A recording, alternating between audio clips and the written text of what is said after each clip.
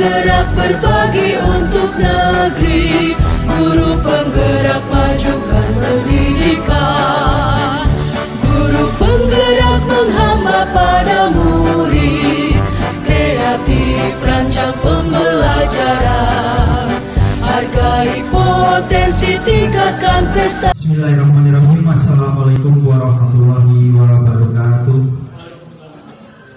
Selamat pagi Bapak dan Ibu Guru SD 1 Surya Mataram. Baik, disimak Agus sebagai tugas aksi nyata untuk agenda pada kesempatan kali ini, yaitu yang pertama tentang pembukaan, kemudian yang kedua kompetensi lulusan, capaian umum dan capaian khusus, kemudian yang ketiga yaitu pemahaman inti, yang keempat tentang eksplorasi konsep, kemudian yang terakhir refleksi.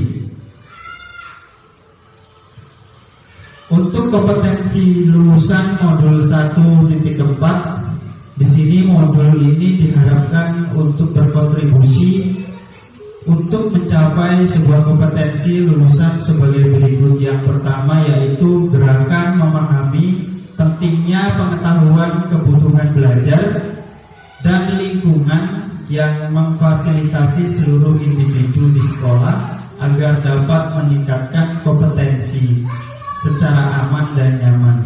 Kemudian kompetensi yang kedua yaitu guru penggerak mampu menggerakkan komunitas sekolah untuk bersama-sama mengembangkan dan mewujudkan visi sekolah yang berpihak pada murid dan berlandaskan nilai-nilai kebajikan universal. Untuk capaian umum pada modul 1.4 ini ada 3. Yang pertama, memahami konsep pendidikan menurut Ki Hajar Dewantara yang dihubungkan dengan konsep budaya dan lingkungan positif di sekolah yang berpihak kepada murid. Kemudian yang kedua, melakukan evaluasi dan refleksi tentang praktik disiplin dalam pendidikan Indonesia secara umum untuk mendapatkan pemahaman baru mengenai konsep disiplin untuk menciptakan murid dan profil pelajar Pancasila. Kemudian capaian umum yang ketiga yaitu memahami peran sebagai guru untuk membangun budaya positif dengan menerapkan konsep disiplin positif dalam berinteraksi dengan murid. Untuk capaian khusus di modul 1.4, di sini yang pertama mendemonstrasikan pemahaman CGP atau calon guru penggerak mengenai konsep budaya positif yang di dalamnya terdapat konsep perubahan paradigma stimulus respon dan teori kontrol, kemudian 3 teori motivasi perilaku manusia, motivasi internal dan eksternal. Kemudian ada keyakinan kelas, hukuman, dan penghargaan. 5 kebutuhan dasar, 5 posisi kontrol guru, dan segitiga restitusi. Yang kedua itu menerapkan strategi disiplin positif yang memerdekakan murid untuk menciptakan ekosistem sekolah aman dan berpihak pada anak. Kemudian yang ketiga, menyusun langkah-langkah dan strategi aksi nyata yang efektif dalam mewujudkan kolaborasi dengan seluruh pemangku kepentingan sekolah agar tercipta budaya positif yang dapat mengembangkan karakter murid. Kemudian yang terakhir, capaian khususnya yaitu bersikap reflektif dan kritis terhadap budaya di sekolah dan senantiasa mengembangkan sesuatu kebutuhan sosial dan emosional. Bismillahirrahmanirrahim. Assalamualaikum warahmatullahi wabarakatuh. Mana semangatnya? Assalamualaikum warahmatullahi wabarakatuh. Terima kasih. Kita akan melanjutkan yaitu teori motivasi perilaku manusia.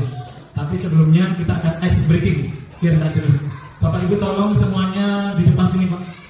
Minta tolong semuanya di sini. Ya, di sini nggak apa-apa. Ya, baris Pak, berbaris ya. Biar nggak nyamplok Pak ya. Kita akan tes konsentrasi, Pak. Jadi sebagai guru itu memang harus selalu upgrade, harus selalu bagaimana ketika jenuh melihat siswa-siswa kita harus lakukan beberapa cara untuk menyegarkannya. Gitu Pak Abri ya, yang sudah punya jaket guru penggerak ya. Insya Allah tahun depan jadi guru penggerak. Amin. Kalau saya bilang halo, jawabnya gimana? Tangannya begini. Hai. Kalau hai, itu yang pertama. Ingat ya. Halo. Yang semangat ya Pak ya. Yang semangat kita ini. Biar murid kita nggak semangat. Halo. Halo, halo. Hai, hai. Oke, yang pertama. Yang kedua, kalau saya bilang satu, Bapak tepuk pundak teman kalian sebelah kanan. Hoi. Ya. Oke ya, kita lihat konsentrasi kita. Ini ada 4 instruksi ya Bapak Ibu ya. Satu. Suaranya mana boleh? Ya, semangat hoi gitu ya. Iya. Satu. Satu. Oke. Sekarang yang kedua. Kalau kedua, mantap sambil goyang-goyang. Kita bisa lihat dulu. Dua, mantap. Ayo dong goyang semangat Pak. Dua, mantap. Oke. Satu. Dua, mantap. Oke. Kalau ketiga, Bapak Ibu pegang dagu temannya.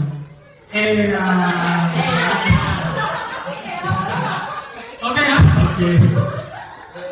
Tiga. Bisa dipahami ya Bapak Ibu ya. Tiga. Mana dong tangannya Pak Beri semangat. Kalau 4 kebalikannya. Ai sebelah kiri. Ai. Oke, kita mulai dari pertama. Halo. Hai hai. Satu. Satu. Satu. Oke. Dua. Mantap. Tiga. Empat. Oke, tepuk tangan buat Bapak Ibu sekalian ya. Oke, itu ice breaking ya. Mudah-mudahan kita kembali segera lagi untuk belajar. Oke, kita masuk teori motivasi perilaku manusia. Ya. Teori motivasi perilaku manusia yang pertama itu ada 2 faktor Bapak Ibu guru. Faktor pertama itu adalah faktor yang lahir dari luar kita. Lahir dari luar kita itu yaitu faktor eksternal dan faktor internal. Yang paling penting kira-kira yang datangnya dari luar atau dari dalam Bapak Ibu guru? Dari dalam. Ketika faktor eksternal itu yang pertama dia dilakukan untuk menghindari ketidaknyamanan atau hukuman. Apa yang akan terjadi apabila saya tidak melakukannya? Jadi dia bisa berupa karena rasa takut. Kalau saya nggak mengikuti itu, saya akan dihukum. Itu lahir dari luar. Misal Bapak Ibu guru menghukum siswa, dia akan menuruti, tapi itu hanya ketika ada Bapak Ibu guru, ketika takut. Kemudian untuk mendapatkan imbalan dari orang lain atau institusi, apa yang akan saya dapatkan apabila saya melakukannya? Contohnya, kita berangkat pagi karena ingin dilihat atau dapat imbalan dari Bapak Kepala Sekolah, atau Ibu Bapak Kepala Sekolah. Biar saya dinilai, biar saya dekat dengan beliau. Jadi faktor imbalan karena penghargaan. Ketika Bapak Kepala Sekolah atau Ibu Kepala Sekolah itu sudah tidak ada, bisa jadi kita kembali ke asalan. Berangkatnya di sana-sana di sekolah-sekolah lainnya itu berangkatnya jam 7:30, jam 8. Untuk di SD kita jam 7, Bapak Ibu guru. Alhamdulillah. Jadi karena ada faktor imbalan, kita pernah jam 7 sampai ke pondal-pondal ya Bapak Ibu guru ya. Jam 7 tek di sini sampai siswanya itu sampai pontang-panting. Wih, seru banget ketika kita jam 7 masuk. Kemudian yang paling penting itu adalah faktor yang lahir dari dalam diri kita sendiri, yaitu faktor atau motivasi internal. Untuk menghargai diri sendiri, saya akan menjadi orang yang seperti apa bila saya melakukannya. Jadi kita ke sekolah, kita mengajar anak-anak, kita berkolaborasi dengan teman-teman sejawat, itu tidak ada paksaan. Senang mau teman kita berhalangan hadir pagi, kita tetap bisa berangkat pagi, karena itu faktor adalah faktor internal. yang kita bangun tidak serta-merta, tapi untuk menghargai diri kita sendiri.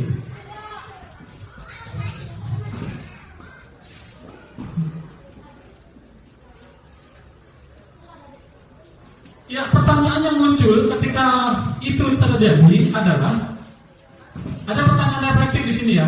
IPA kurang menguasai pelajaran matematika, sehingga pada saat pelajaran tersebut berlangsung, dia lebih banyak berdiam diri atau menggambar di buku pelajarannya. Pada saat guru matematikanya, Pak Seno, menanyakan pertanyaan IPA menjadi gugup dan tak sengaja menjatuhkan tasnya dari kursi, serta tiba-tiba menjadi gagap pada saat berupaya menjawab. Seluruh kelas pun tertawa melihat perilaku IPA yang bicara tergagap dan terkejut tersebut. Pak Seno pada saat itu membiarkan teman-teman IPA menertawakan IPA yang tergagap dan malu luar biasa, dan malah minta IPA untuk maju ke depan dan berdiri di depan kelas sambil menunjuk hidungnya karena tidak bisa menjawab pertanyaan Pak Seno. Kelas semakin gaduh dan anak-anak pun tertawa melihat IPA di depan kelas memegang ujung hidungnya. Nah, ini kadang kita tidak sadari ya, menjadi kebiasaan beberapa guru. Jadi ketika siswa kita nggak bisa, guru bukannya melakukan pembelaan atau kegiatan yang mengarahkan kepada pembelaan kepada IPA, tapi justru tanpa sadar menyakiti siswa. Sekarang menjadi pertanyaan, apakah Anda setuju dengan tindakan Pak Seno terhadap IPA? Setuju nggak Pak Bu? Tidak setuju. Mengapa? Mengapa Pak?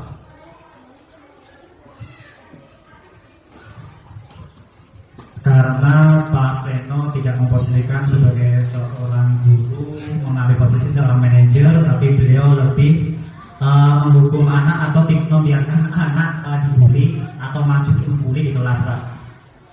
Ya, terima kasih Pak. Tanpa sadar kelihatan membuli. Ada lagi Pak? Silakan Pak. Mengapa Pak? Enggak apa-apa. Enggak ada salah dan benar di diskusi kita, enggak ada salah dan benar. Merusak mental anak. Merusak mental ya Pak, Bu ya. Jadi tanpa sadar anaknya semakin down dan besok semakin takut. Ya, yang kita lakukan itu adalah bentuk dari hukuman ya. Jadi sebagai guru itu sebenarnya punya posisi yang lebih bijak. Ada hukuman, ada konsekuensi, dan ada restitusi. Kita bedah yang hukuman. Pembelajaran yang sebenarnya itu sesuai dengan filosofi KHD, sebetulnya itu adalah pembelajaran yang berpihak kepada murid. Murid itu ibarat benih yang kita tabur, ketika nanti suatu hari kita akan memanen hasilnya. Jadi untuk menciptakan generasi emas Indonesia hebat, itu dimulai dari pembelajaran yang berpihak pada murid. Buat sebaik-baiknya, karena mereka itu adalah emas bagi kita semua. Kita bedah di hukuman. Hukuman itu tidak terencana atau tiba-tiba. Kemudian yang kedua, tidak terencana, tiba-tiba murid tidak tahu apa yang akan terjadi. Dilibatkan bersifat satu arah berupa hukuman. Contoh, Bapak Ibu, ada anak siswa terlambat, suruh mengelilingi lapangan halaman sekolah. Kira-kira tepat nggak Bapak Ibu? Pelajarannya pelajaran matematika, terlambat, suruh lari mengitari halaman sekolah. Tidak tepat ya. Kalau begini, pelajaran Pak Apri selaku olahraga, siswa itu terlambat, kemudian dia suruh mengitari halaman sekolah. Lebih bijak mana dengan yang pertama, Bapak Ibu? Kenapa kedua, Pak? Sesuai dengan bidang tadi, Pak. Jadi itu konsekuensi namanya, beda dengan hukuman. Kalau hukuman itu pelajaran matematika suruh mengelilingi, siswa kayaknya benar. Tapi ketika pelajaran PJOK tepat sekali, itu namanya konsekuensi, lebih tepat daripada hukuman. Pemanasan Pak ya, Pak Kanto ya. Jadi tepat temannya sudah melakukan kegiatan olahraga, anak itu suruh keliling, itu sebagai bentuk pemanasan. Ya, mantap. Sekarang restitusi. Nah ini Pak Bu, yang diharapkan pembelajaran ke depan itu adalah menggunakan restitusi. Proses menciptakan kondisi bagi murid untuk memperbaiki kesalahan. Proses kolaboratif yang mengajarkan murid untuk mencari solusi sendiri. Jadi yang paling tepat itu nanti akan kita bahas mengenai segitiga restitusi. Sebetulnya Pak Bu, sebagai guru itu punya 5 posisi kontrol. Sebetulnya kita ini punya 5 posisi kontrol.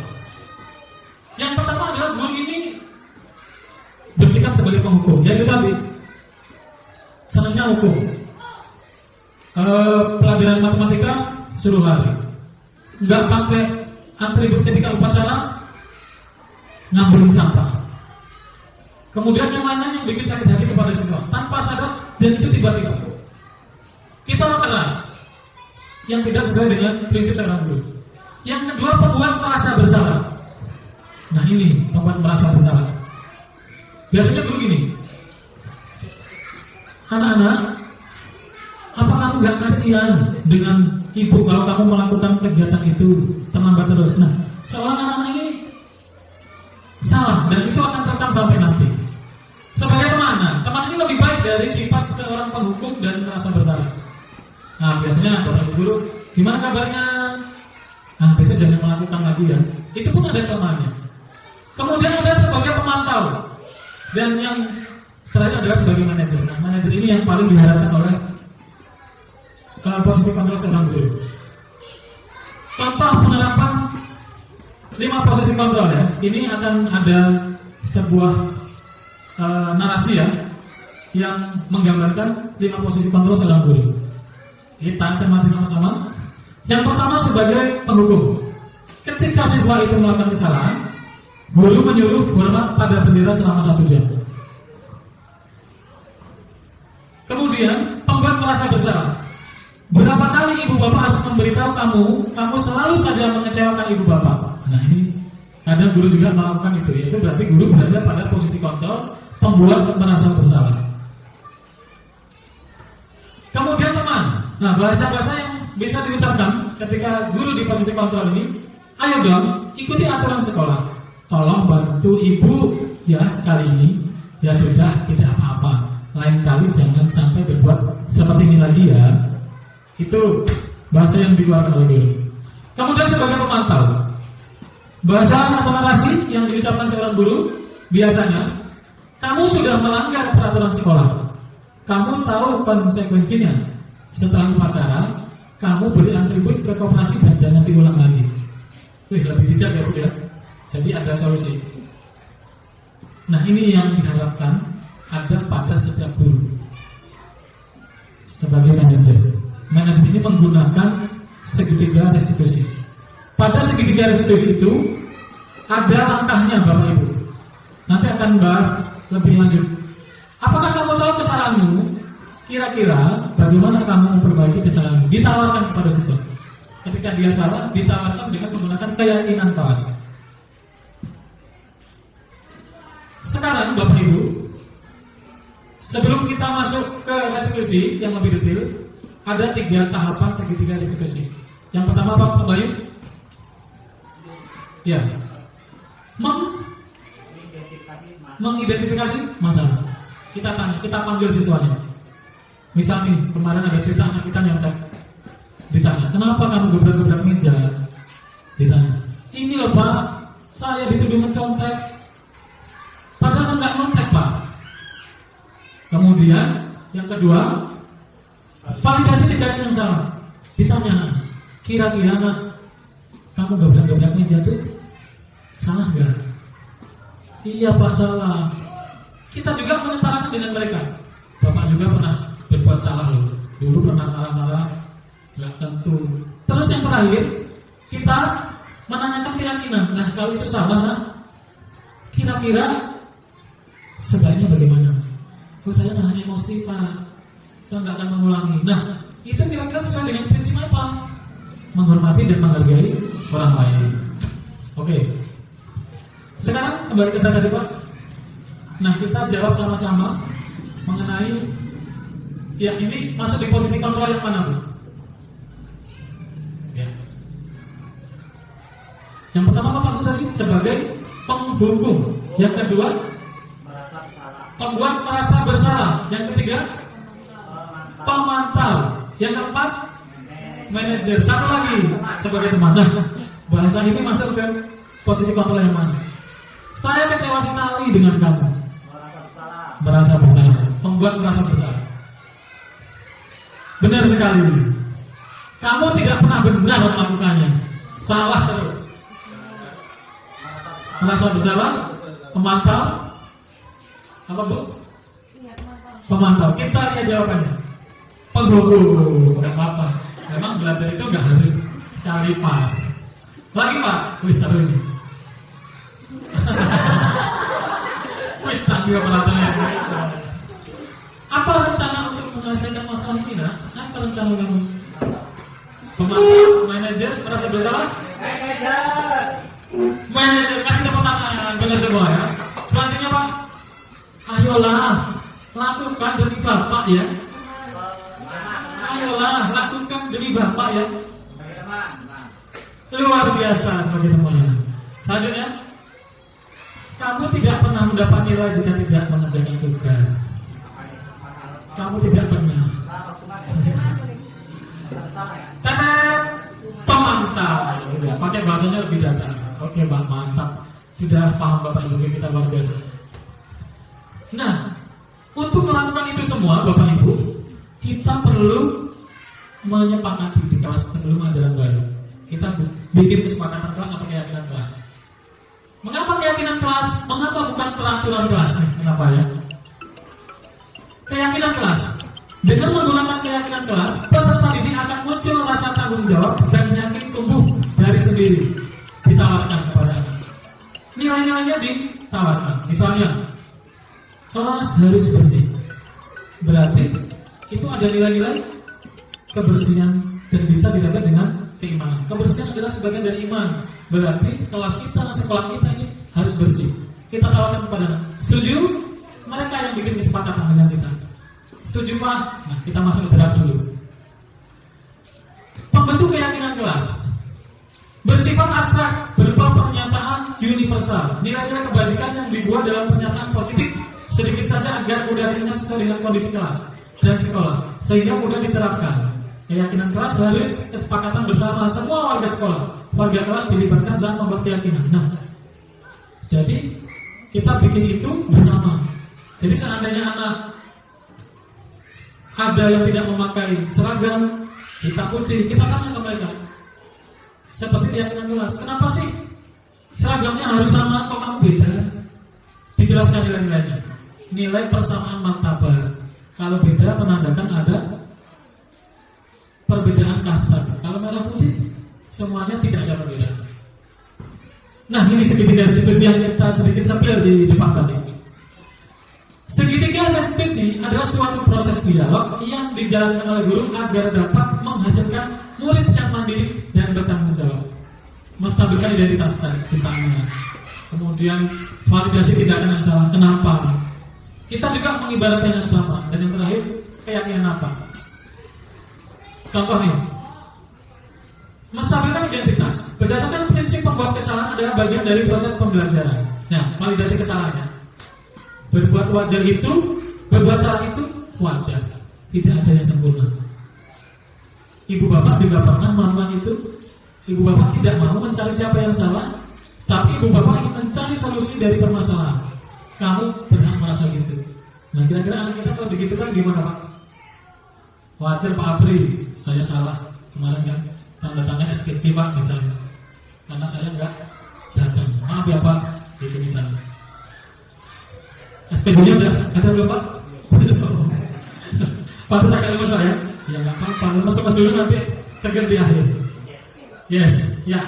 Kemudian selanjutnya menanyakan keyakinan. Apa keyakinan kelas kita? Ya tadi ditanya. Ketika kamu gebrang-gebrang itu sesuai nggak dengan keyakinan kelas kita yang telah disepakati? Idealnya kamu ingin menjadi orang yang seperti apa? Saya menjadi orang yang sabar Pak, bisa menahan emosi. Itu ditanyakan kepada siswa kita. Jadi nggak tiba-tiba ngapa kamu gebrang-gebrang aja? Nggak benar itu. Nah itu sudah kurang pas saat ini.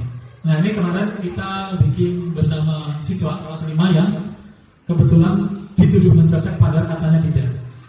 Lanjut. Ya, ini juga siswa yang sering terlambat karena malam itu begadang sampai jam 10. Ditanya, apakah kenapa sampai jam 10 malam? Bukan belajar ya, main HP sama nonton TV. Iya. Sudah ada solusinya, tidur lebih awal. Oke, lanjut. Nah, di penutup ini, dalam penerapan program disiplin positif, hendaknya guru memiliki standar kepribadian profesional dan sosial yang baik, di mana guru mampu mengadaptasi dirinya dalam posisi kontrol saat ini. Bagaimana perjalanan dirinya sebagai among atau manajer yang menuntut murid-muridnya menjadi insan yang mandiri, merdeka, bertanggung jawab, dan ini sesuai dengan standar nasional pendidikan di Indonesia. Terima kasih Bapak Ibu Guru. Nah, ini dari kami, mudah-mudahan bermanfaat. Terakhir ada umpan balik ya, Pak. Ada umpan balik. Nanti kita sampaikan setelah akhir acara. Oke, saya kembalikan kepada Pak Bayu.